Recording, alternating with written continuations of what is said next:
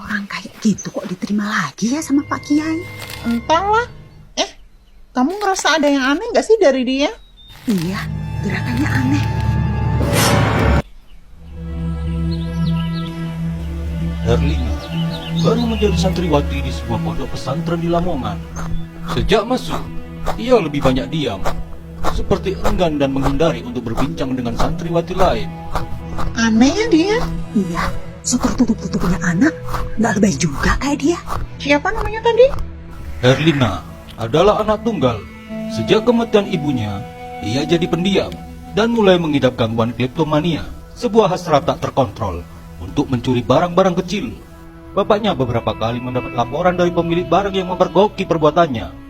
Itulah kenapa ia memasukkan Herlina ke pondok pesantren. Seiring berjalannya waktu, dalam setiap kegiatan, Herlina sering melihat cincin di jari ibu Nyai. Gimana caranya ya aku bisa dapetin barang lucu itu? Mungkin karena dia tidak pernah ngobrol dengan temannya, insting kleptonya mulai kambuh. Oh iya, kesempatannya hanya pada saat giliran kelompokku bersih-bersih di ruangan ibu Nyai. Beberapa kali kelompok piketnya membersihkan ruangan ibu Nyai, namun tidak mudah dia mendapatkan cincin itu. Hingga akhirnya, Setelah penantian yang lama, akhirnya aku menikmati hasilnya. Aku tidak peduli harga barang ini, tapi perjuanganku lah nilai yang sebenarnya. sehari berlalu, ibu Nyai pun segera sadar cincinnya hilang. Aku mencurigai dua kelompok piket yang terakhir membersihkan ruanganku. Geledah mereka. Iya, Bu. Cincin ibu Nyai ditemukan dalam tas Herlina. Ibu Nyai sangat marah.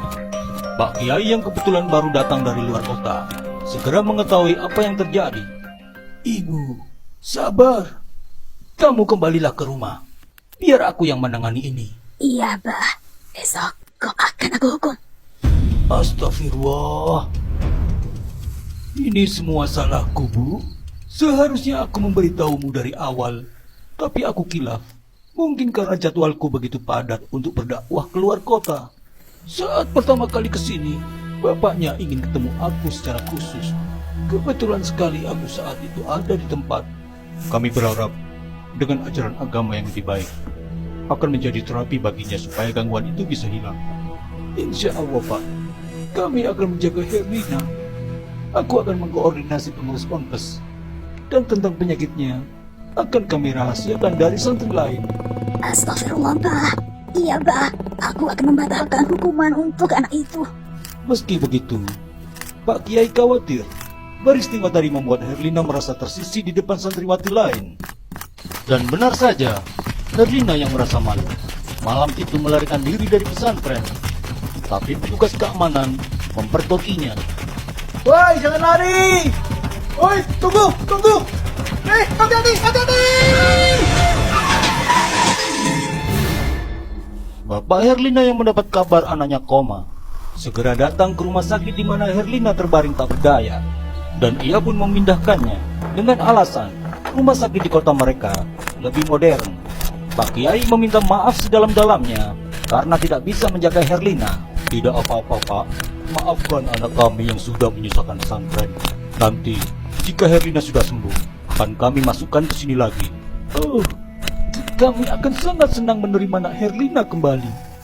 Sesampainya di kota mereka, Herlina tidak dibawa ke rumah sakit, melainkan ke dukun langganan bapaknya untuk menjalani pengobatan alternatif.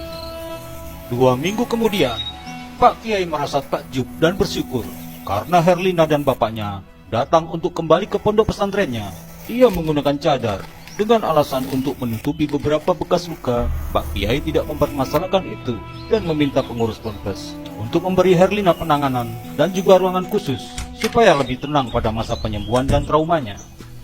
Untung dia dikasih ruang sendiri. Barang kita jadi aman, sih. Orang kayak gitu kok diterima lagi ya sama Pak Kiai? Entahlah. Kamu ngerasa ada yang aneh nggak sih dari dia? Iya, gerakannya aneh. Mungkin halusinasi total.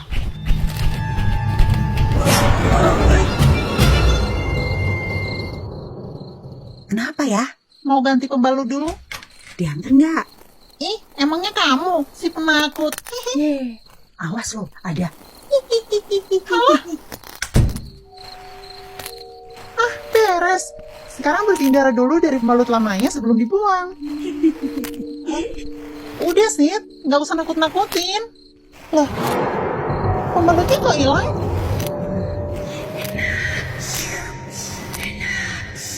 Siti, jangan macam-macam. Kembaliin pembalut lamaku. Siti, kamu ngapain? Astagfirullah.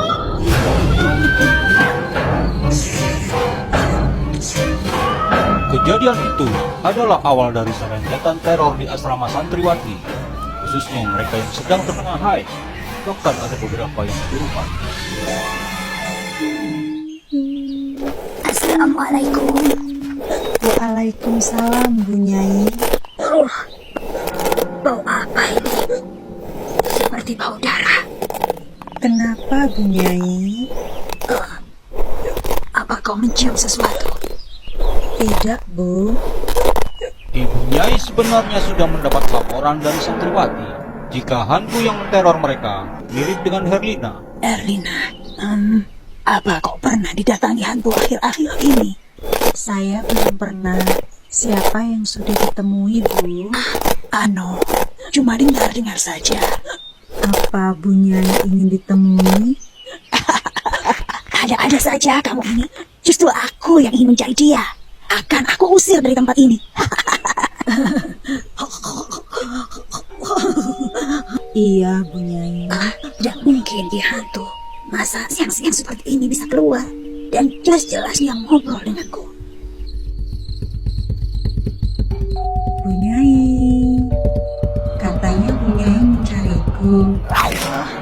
Aku memang ingin menemuimu untuk membuat perhitungan.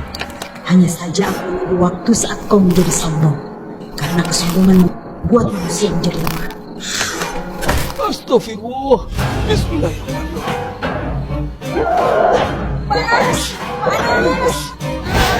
Herlina, minum ini, Bu. Air ini sudah aku doakan.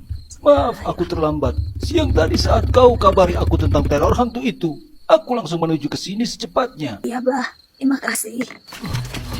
Dia sudah terluka dan sudah kutandai. Aku bisa merasakan keberadaannya. Bau darah. Ampun, Pak Kiai. Ampuni saya. Herlina, apa yang sebenarnya terjadi? Bismillah. Pak Kiai membaca memori hantu itu. Dia melihat Herlina diobati oleh dukun, tapi nyawanya tak tertolong. Bapaknya yang sudah kehilangan istrinya tidak mau lagi kehilangan anaknya. Ditambah ia sakit hati dan dendam karena merasa diingkari oleh pondok pesantren. Kemudian ia meminta si dukun untuk menghidupkan anaknya kembali dengan memasukkan setan peminum darah ke tubuh Herlina. Innalillahi wa inna ilaihi raji'un. Itulah kenapa jika siang ia nampak seperti hidup, itu karena kau merasuki tubuhnya. Dan jika malam kau lepas jasad anak itu untuk mencari darah.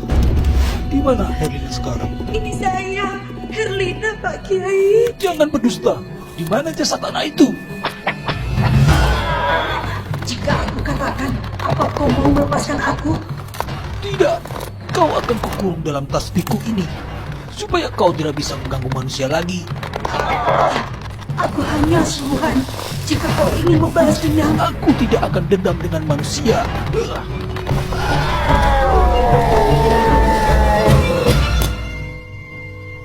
Herlina, maafkan Bapak yang sudah teledor dan lalai menjagamu. Tapi kau harus ikhlas. Insya Allah, kamu akan tenang. Sekarang, beri aku petunjuk. Di mana kau berada?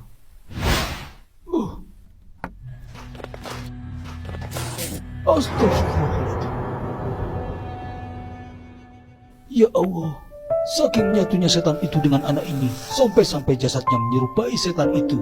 Jasad Herlina kemudian dikubur secara layak. Pak Kiai tidak mau memperpanjang masalah ini dengan Bapak Herlina. Sedangkan setan yang terperangkap dalam tasbih Pak Kiai disembunyikan di sebuah gunung.